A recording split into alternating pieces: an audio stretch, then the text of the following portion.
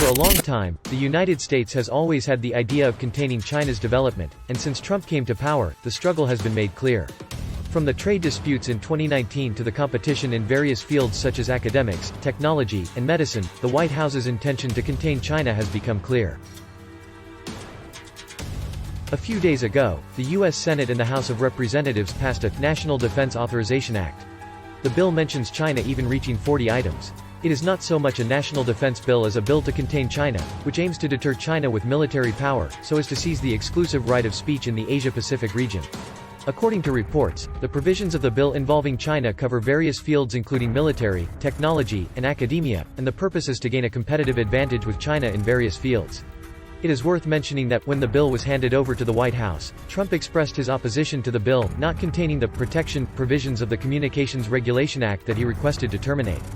However, the House Majority Leader and Democrat Steny Hoyer said that he believed that even if the president vetoed the bill, the House of Representatives would have enough votes to overturn the president's veto.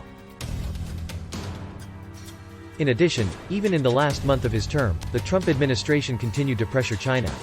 U.S. President Trump signed the Foreign Company Accountability Act on the 18th local time to restrict Chinese companies from listing in the United States.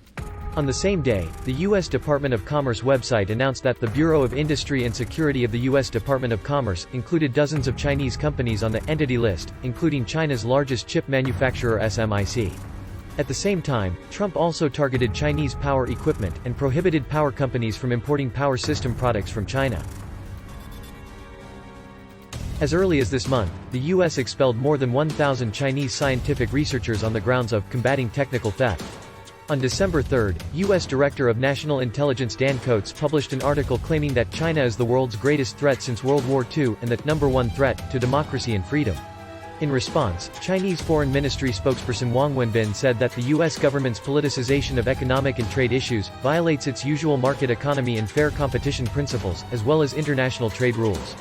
Hua Chunying also said frankly that the hype of the China threat can be described as another middle of lies, concocted by relevant departments of the U.S. government for some time.